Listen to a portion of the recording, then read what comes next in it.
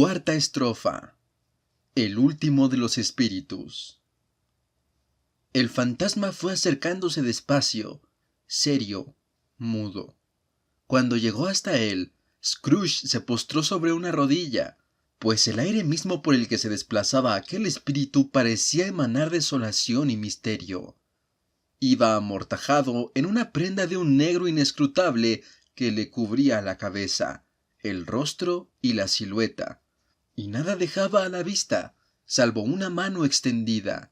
De no haber sido por este detalle, habría resultado difícil discernir su figura de la noche y diferenciarla de la oscuridad que lo rodeaba. A Scrooge le pareció que era alto e imponente cuando lo tuvo al lado, y que su misteriosa presencia lo colmaba de funesto pavor. Nada más pudo saber, pues el espíritu no hablaba ni se movía. ¿Me encuentro en presencia del fantasma de la Navidad venidera?, preguntó Scrooge. El espíritu no respondió, sino que señaló al frente con la mano. «Vas a mostrarme las sombras de las cosas que aún no han ocurrido, pero que ocurrirán más adelante con el tiempo», prosiguió Scrooge. «¿Es así, espíritu?» La porción más elevada de aquella prenda se contrajo en sus pliegues por un instante, como si el espíritu hubiese inclinado la cabeza. Fue la única respuesta que Scrooge recibió. Aunque para entonces ya se había acostumbrado a la compañía espectral, aquella figura silenciosa le inspiraba tanto miedo que le temblaban las piernas, y advirtió que apenas se tenía en pie cuando se dispuso a seguirla. El espíritu se detuvo, como si se hubiese apercibido de su estado y le concediese tiempo para recuperarse. Pero aquello solo consiguió que Scrooge se sintiese aún peor. Un temor vago e impreciso le hizo estremecerse al saber que, tras aquella oscura mortaja, le escrutaban unos ojos fantasmales, mientras él, pese a abrir los suyos al máximo, no alcanzaba a ver nada salvo una mano espectral y un rimero de negrura. «¡Fantasma del futuro!», exclamó. «Te temo más que a cualquiera de los espectros que he visto. Pero ¿cómo sé que tu propósito es hacerme el bien? ¿Y cómo confío en seguir con vida para ser un hombre diferente de lo que era? Estoy preparado para soportar tu compañía y para hacerlo con el corazón agradecido. ¿No vas a hablarme?». No obtuvo respuesta. La mano seguía señalando al frente. «Guíame», dijo Scrooge. «Guíame. La noche declina rauda y sé que es un tiempo precioso para mí. Guíame, espíritu». El fantasma se alejó del mismo modo en que se había acercado a él. Scrooge siguió la sombra de su ropaje, que lo sostenía, pensó, y lo llevaba en volandas. Apenas parecía que hubiesen entrado en la ciudad, sino que más daba la impresión de que la ciudad hubiese brotado a su alrededor y los hubiese circundado por propia voluntad. Pero allí estaban, en su mismo corazón, en el mercado de valores, entre los comerciantes que se apresuraban de un lado al otro y hacían tintinear el dinero que llevaban en los bolsillos, y conversaban en grupos y consultaban sus relojes, y jugueteaban meditabundos con sus grandes sellos de oro, y así indefinidamente, tal como Scrooge los había visto hacer con tanta frecuencia. El espíritu se detuvo junto a un corrillo de hombres de negocios. Al reparar en que su mano señalaba hacia ellos, Scrooge avanzó para escuchar su conversación. «No», decía un hombre muy entrado en carnes con una papada tremenda. «No sé mucho al respecto, solo sé que ha muerto». «¿Cuándo murió?», preguntó otro. «Anoche, creo». «¿Pero qué le pasaba?». Se interesó un tercero mientras sacaba una gran cantidad de rapé de una tabaquera. Creía que no iba a morir nunca. «Sabe Dios», contestó el primero bostezando. «¿Qué hizo con el dinero?», preguntó un caballero de rostro rubicundo y con una excrescencia colgando de la punta de la nariz y que sacudía como la papada de un pavo. «No he oído nada», contestó el hombre de la enorme sotabarba, bostezando nuevamente. Tal vez se lo haya dejado a su contaduría. A mí no me lo ha dejado. Es todo cuanto sé». La broma fue recibida con una risotada general. «Seguramente será un funeral muy barato», dijo el mismo interlocutor, «porque doy fe de que no conozco a nadie que vaya a asistir. ¿Y si organizamos un grupo de voluntarios?». «A mí no me importaría ir si dieran de comer», observó el caballero de la excrescencia en la nariz. «Pero si voy tienen que darme de comer». Más risas. Bien, veo que a fin de cuentas soy el más desinteresado de todos, dijo el primero. Porque nunca llevo guantes negros y nunca almuerzo, pero me ofrezco a ir si alguien más lo hace. Aunque pensándolo mejor, no me parece descabellado que no fuera yo su amigo más íntimo, porque cuando nos encontrábamos nos parábamos y charlábamos. Hasta luego. Contertulios y oyentes se dispersaron y se mezclaron con otros grupos. Scrooge conocía a aquellos hombres y miró al espíritu esperando una explicación. El fantasma se deslizó hacia una calle. Su dedo señaló en dirección a dos personas que justo en ese momento se encontraban. Scrooge volvió a escuchar de nuevo, creyendo que tal vez allí estaría la explicación. También los conocía perfectamente. Eran hombres de negocios muy ricos y muy importantes. Siempre había procurado granjearse su consideración desde el punto de vista profesional, es decir, estrictamente desde el punto de vista profesional. ¿Cómo está usted?, preguntó uno. ¿Qué tal se encuentra usted?, replicó el otro. Bien, dijo el primero. Finalmente el viejo Scrooge le ha llegado su merecido, ¿eh? Eso me han dicho, contestó el otro. Qué frío hace, ¿verdad? Lo normal, siendo Navidad. Supongo que no es usted aficionado al patinaje. No, tengo otras cosas en que pensar. Buenos días. Ni una palabra más. Así fue su encuentro, su conversación y su despedida. En un primer momento, Scrooge estaba más bien sorprendido de que el espíritu concediese importancia a conversaciones en apariencia tan triviales, pero convencido de que debían ocultar algún propósito, se dispuso a considerar cuál podría ser éste. Era prácticamente impensable que tuviesen algún vínculo con la muerte de Jacob, su antiguo socio, porque aquello pertenecía al pasado, y la competencia de aquel fantasma era el futuro. Tampoco se le ocurría a nadie, de entre sus allegados, con quien relacionarlas, pero no albergaba la menor duda de que quienquiera que fuera aquel sobre el que versaban, entrañaban una moraleja para su mejora personal, por lo que decidió atesorar hasta la última palabra que oyese y todo cuanto viese, y especialmente observar la sombra de sí mismo cuando apareciese. Confiaba en que la conducta de su futuro yo le proporcionara la clave que le faltaba y le facilitaría la solución a aquellos enigmas. Buscó su imagen en aquel mismo lugar, pero otro hombre ocupaba su esquina habitual, y aunque el reloj marcaba la hora del día en la que habitualmente él se encontraba allí, no vio el menor rastro de sí mismo entre la muchedumbre que cruzaba aquel porche. Sin embargo, tampoco se sorprendió demasiado, pues había estado cavilando la posibilidad de cambiar de vida, y pensó y deseó que vería allí llevadas a la práctica sus nuevas determinaciones. El fantasma, mudo y sombrío, estaba a su lado con la mano extendida. Cuando Scrooge abandonó la reflexiva búsqueda, se le antojó, por el giro de la mano y su posición con respecto a él, que los ojos invisibles le miraban fijamente, lo que le hizo estremecerse de nuevo y sentir un intenso frío. Dejaron atrás aquella ajetrada escena y se dirigieron a una zona recóndita de la ciudad en la que Scrooge nunca había estado, aunque reconoció su ubicación y su mala reputación.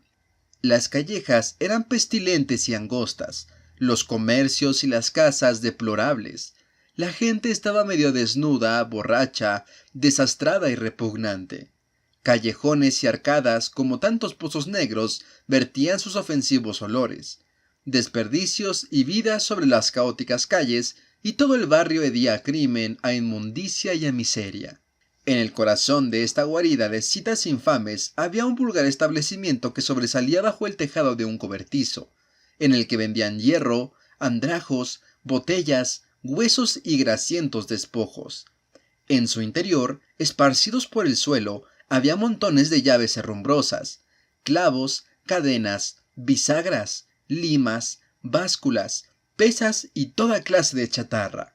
Secretos que pocos querrían escudriñar yacían ocultos en montañas de indecorosos harapos, masas de sebo rancio y sepulcros de huesos. Sentado entre las mercaderías con las que comerciaba, junto a un hornillo de carbón, hecho con ladrillos viejos, se hallaba un granuja de pelo cano, de cerca de 70 años de edad, que se había protegido del gélido aire con un roñoso cortinaje confeccionado con una variedad de jirones colgados de un cordel, y fumaba una pipa con todo el deleite de un tranquilo retiro. Scrooge y el fantasma llegaron junto a aquel hombre en el mismo instante en que una mujer entraba sigilosamente en el local, cargada con un pesado fardo. Pero apenas lo habían hecho cuando otra mujer, igualmente cargada, entró también, seguida de cerca de un hombre vestido de negro, desvaído, que, al verlas, no se sobresaltó menos que ellas al reconocerse entre sí. Tras un breve lapso de mudo asombro, al que se sumó el anciano de la pipa, los tres rompieron a reír. «Que la asistenta sea la primera», gritó la que había entrado en primer lugar. «Que la lavandera sea la segunda y que el encargado de la funeraria sea el tercero. ¿Ha visto, viejo Joe? Menuda casualidad habernos encontrado aquí los tres». «No podrían haberse encontrado en mejor lugar», dijo el viejo Joe tras retirarse la pipa de la boca. «Pasen al salón. Usted hace ya mucho tiempo que lo frecuenta y los otros dos no son extraños. Esperen a que cierre la puerta de la tienda. Vaya, cómo chirria. Créanme, en este sitio no hay trozo de metal más herrumbroso que estos goznes, y estoy seguro de que tampoco hay huesos más viejos que los míos. A todos se nos da bien nuestro oficio, como tal para cual. Pasen al salón, pasen al salón». El salón era el espacio que quedaba detrás de la pantalla de jirones. El anciano rastrilló las ascuas con una vieja varilla de alfombra de escalera, y tras despabilar la humeante lámpara, pues era de noche, con la boquilla de la pipa volvió a llevarse esta a la boca. Mientras lo hacía, la mujer que ya había hablado arrojó el fardo al suelo, se sentó en un taburete con aire ostentoso, cruzó los codos sobre las rodillas y miró a los otros dos con audaz desafío. «Bueno, ¿qué más da? ¿Qué más da, señora Dilber?», dijo la mujer. «Todo el mundo tiene derecho a cuidar de sí mismo. Él siempre lo hizo». «Pues es la verdad», dijo la lavandera. «Él más que nadie». «Pues entonces no se quede mirando como si tuviera miedo, mujer, que ha obrado mejor. Supongo que no vamos a recriminarnos nada». «Claro que no», contestaron al unísono la señora Dilber y el hombre. «Esperemos que no». «Muy bien», voceó la mujer. «Basta ya.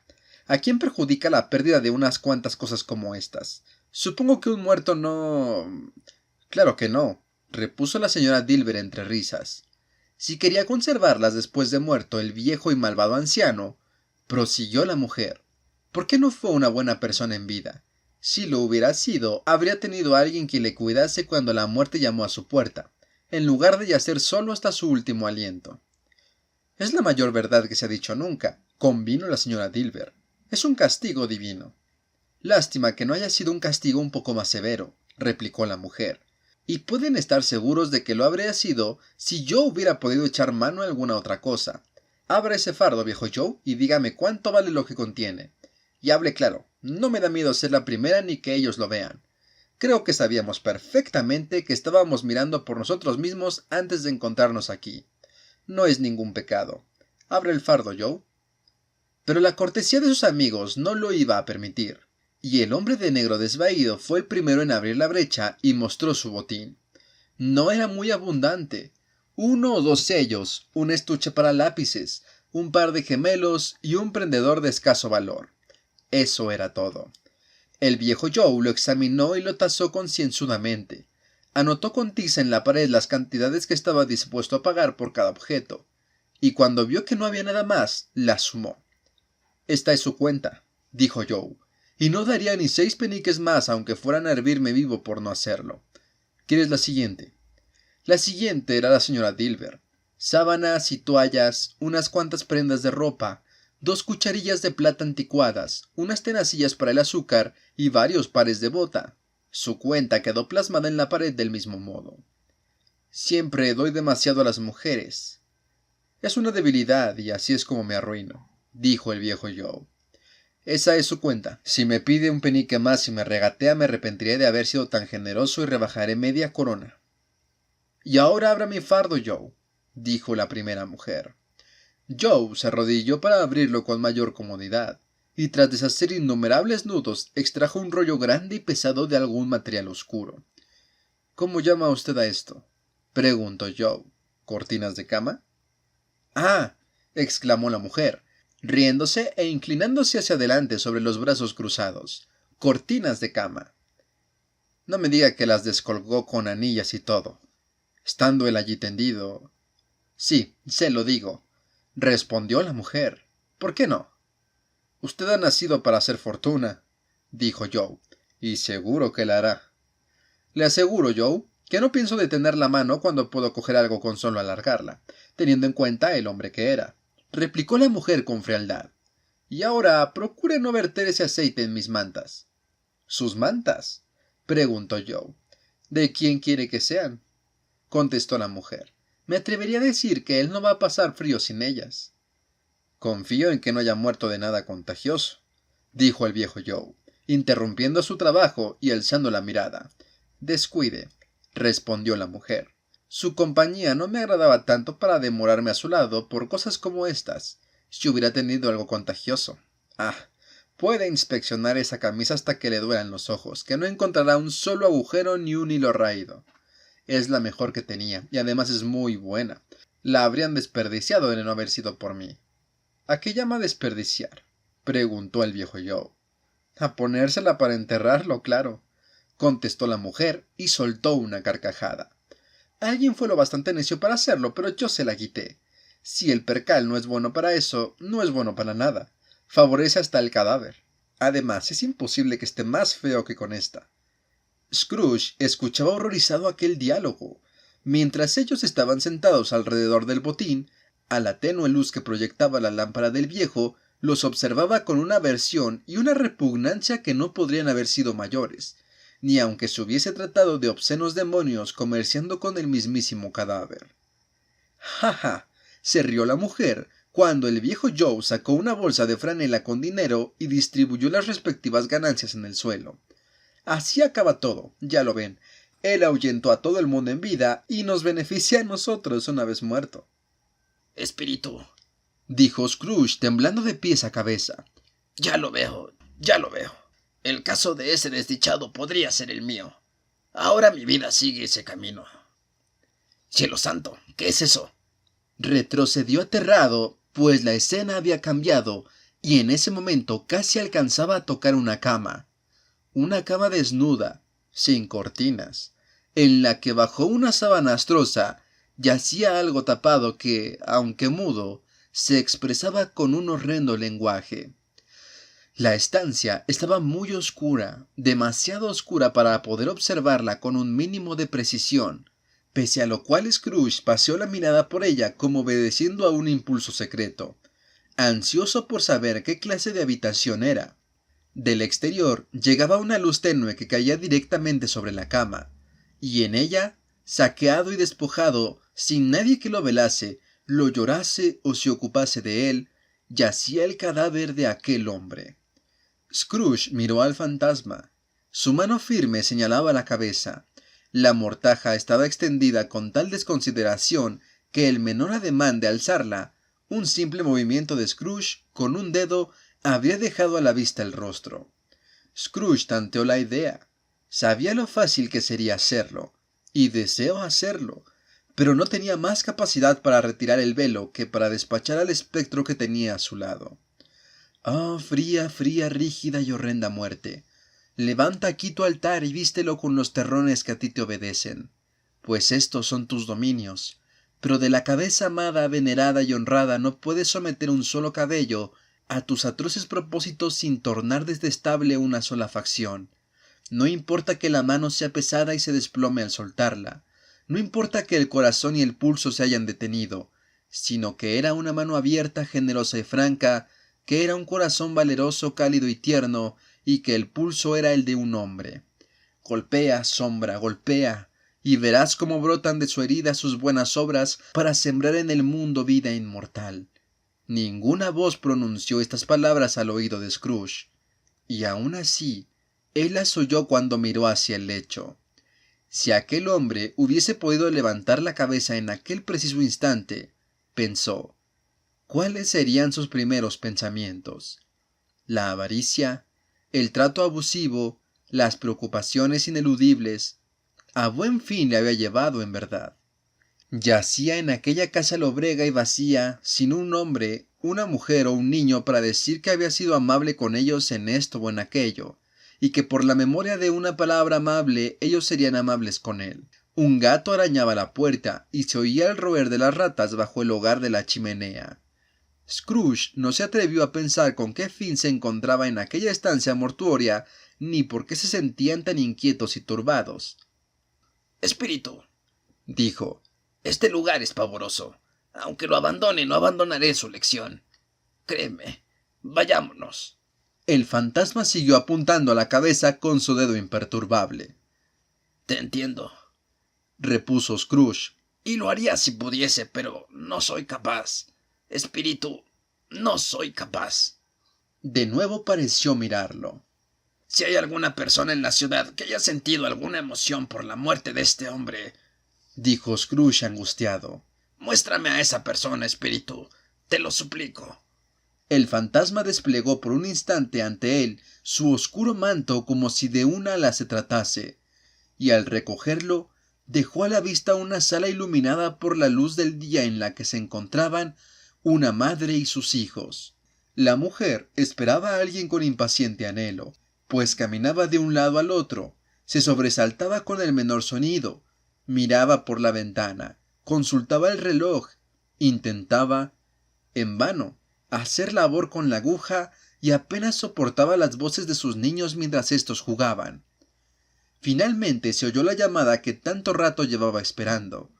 Se precipitó hacia la puerta y recibió a su esposo, un hombre de rostro consternado y deprimido. Aunque era joven, en aquel momento había en él una insólita expresión, una especie de grave regocijo del cual se avergonzaba y que pugnaba por contener. Se sentó para dar cuenta de la cena que ella le había reservado frente al hogar, cuando su esposa le preguntó, tras un largo silencio, qué noticias tenía. Él pareció azorarse buscando la respuesta. ¿Son buenas o malas?, preguntó ella para ayudarlo. Malas, contestó él. ¿Estamos completamente arruinados? No, aún queda esperanza, Caroline. Sí, él se conmueve, exclamó ella atónita. Si se ha obrado tal milagro, nada está más allá de la esperanza. Él está más allá de conmoverse, dijo su esposo. Está muerto. Ella era una criatura afable y paciente. Si su rostro era sincero, pero en lo más profundo de su ser sintió gratitud al oír aquello, y así lo expresó uniendo las manos. Al instante se arrepintió y rezó pidiendo perdón, pero su primera emoción era la que le había salido del corazón. Resulta que lo que me dijo la mujer medio ebria de quien te hablé anoche cuando intenté verle para pedirle una semana más de plazo, y que yo creí que era una mera excusa para evitarme, era del todo cierto. No solo estaba ya muy enfermo, sino moribundo. ¿A quién se transferirá nuestra deuda? No lo sé, pero antes de que eso ocurra, probablemente ya tendremos el dinero. Y si no lo tenemos, sería muy mala suerte encontrar a un acreedor tan despiadado en su sucesor. Esta noche podremos dormir tranquilos, Caroline. Sí, aunque endulzaban la situación, se sentían más tranquilos. Las caras de los niños enmudecidos y apiñados a su alrededor para oír lo poco que entendían parecían más radiantes, y aquel era un hogar feliz por la muerte del hombre. La única emoción que el fantasma pudo mostrarle propicia por el suceso fue una emoción placentera. Permíteme que vea alguna muestra de ternura relacionada con una muerte, dijo Scrooge.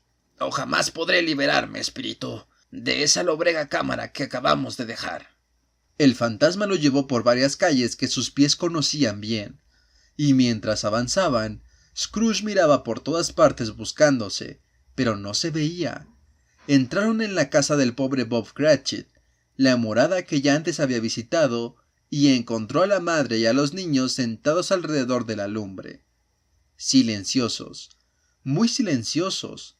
Los pequeños Cratchit, tan bulliciosos, permanecían inmóviles como estatuas en un rincón, sentados y mirando a Peter, que tenía un libro entre las manos. La madre y las hijas se ocupaban cosiendo, pero estaban muy silenciosos. Y tomó a un niño y lo puso en medio de ellos. ¿Dónde había oído Scrooge aquellas palabras? No las había soñado. El muchacho debía de haberlas leído en voz alta cuando el espíritu y él cruzaban el umbral. ¿Por qué no proseguía? La madre dejó la labor sobre la mesa y se llevó una mano a la cara. El color me hiere los ojos, dijo. ¿El color? Ah, pobre pequeño Tim. Ahora ya están mejor, dijo la esposa de Cratchit. Los fatiga la luz de la vela, y por nada del mundo quiero que vuestro padre los vea cansados cuando vuelva a casa. Ya debe de ser casi la hora.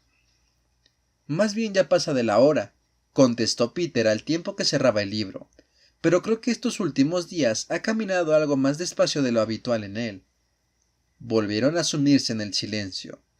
Al cabo, ella dijo con su voz firme y alegre que solo titubeó una vez. Yo le he visto caminar con el pequeño Tim a hombros y muy deprisa, por cierto. Yo también, gritó Peter, a menudo. Yo también, exclamó otro. Todos lo habían visto. Pero pesaba muy poco, prosiguió ella, concentrada en la labor.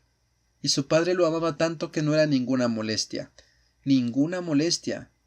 Ahí está vuestro padre en la puerta. Ella corrió a recibirlo y el menudo Bob entró con su bufanda. Qué buena falta le hacía, pobre hombre. Ya tenía el té preparado con el hornillo y todos intentaron anticiparse a los demás para servírselo.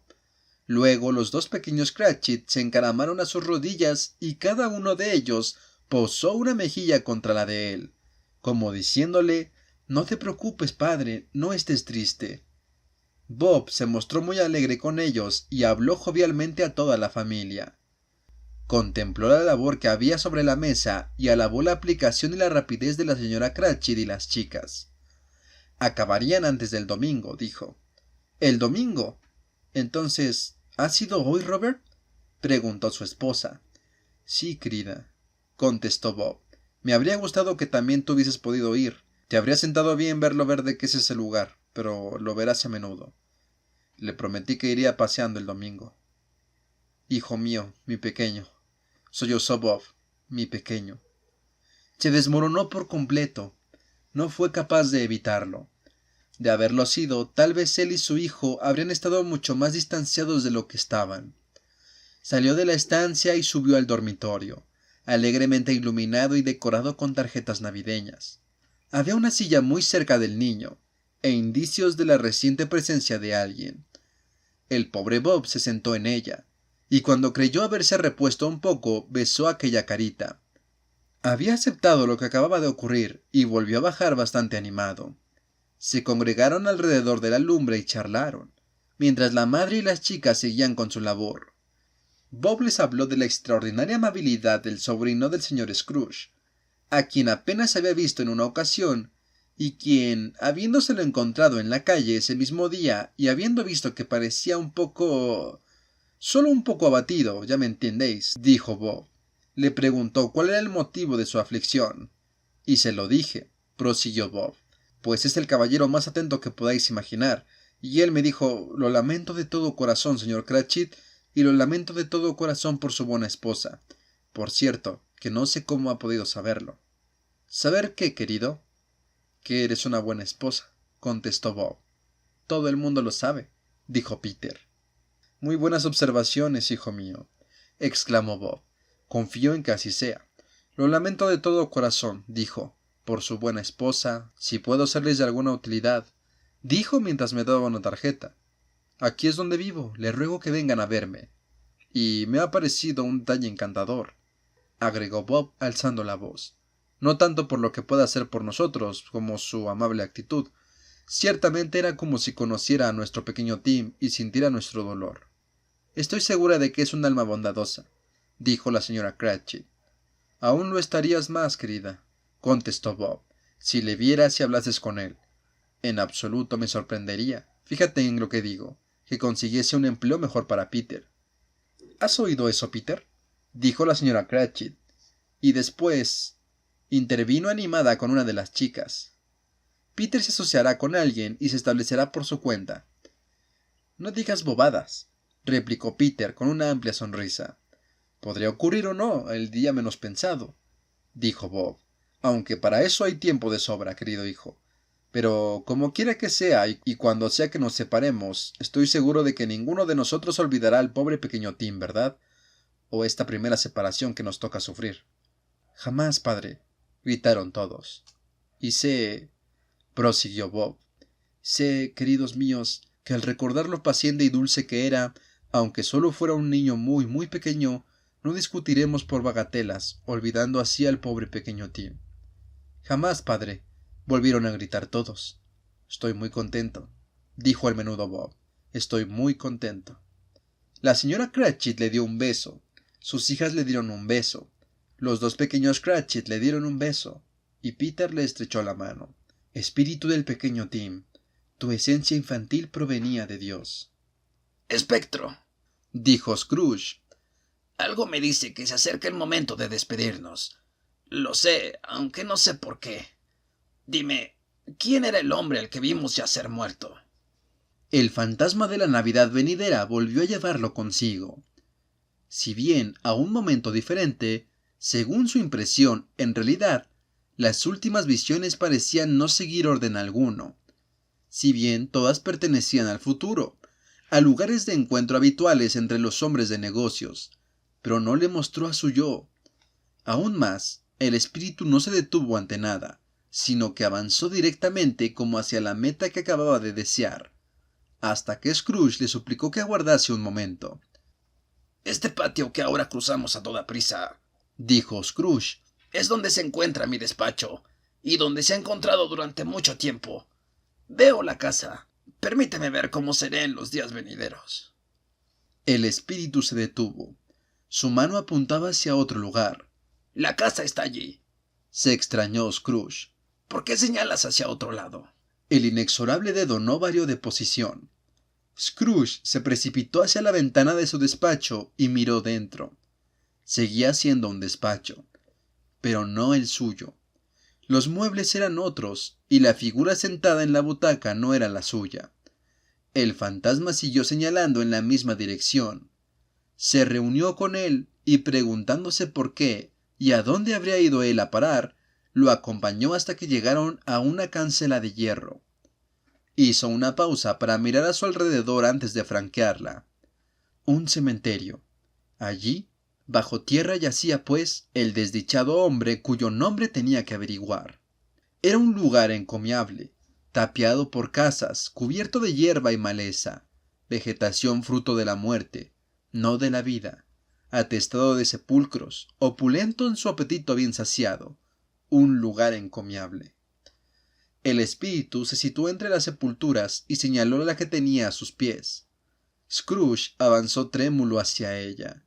El fantasma seguía incólume, pero él temía encontrar un nuevo significado en su solemne figura. Antes de que me acerque más a esa lápida a la que señalas, dijo Scrooge, respóndeme a una pregunta.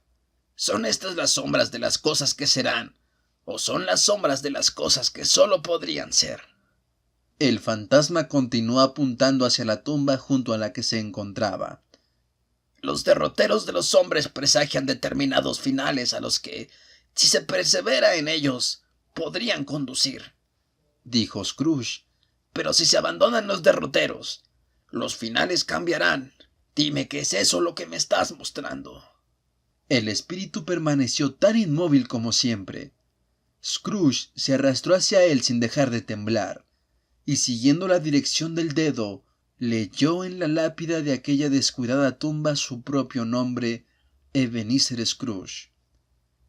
«Soy yo el hombre que yacía en la cama», gritó de rodillas. El dedo se desplazó hacia él y de vuelta al sepulcro. «Oh, no, espíritu, no, oh, no, no, no, no». El dedo seguía allí. «Espíritu», gritó aferrándose a su manto. «Escúchame. No soy el hombre que era. No seré el hombre que habría sido sin estos encuentros. ¿Por qué me muestras esto si ya no hay esperanza para mí?» Por primera vez, la mano pareció titubear. «Buen espíritu», prosiguió posternado ante él, «que tu benevolencia interceda por mí y se apiade de mí. Dime que aún puedo cambiar estas sombras que me has mostrado si cambio de vida». La bondadosa mano tembló. «Honraré la Navidad en mi corazón y procuraré conservar ese espíritu todo el año. Viviré en el pasado, en el presente y en el futuro. Llevaré en mi interior a los espíritus de los tres y ellos me infundirán valor. No desoiré las lecciones que me han enseñado. Oh, dime que puedo borrar la inscripción de esta lápida». En su agonía, asió aquella mano espectral. Esta intentó zafarse, pero él la retuvo con la fuerza de su súplica. El espíritu, cuya fuerza era mayor, lo rechazó. Alzando las manos en una postrera súplica para intervenir su sino, vio que la capucha y la túnica del fantasma empezaban a cambiar. Se encogían, se desmoronaban y se reducían hasta convertirse en el poste de una cama.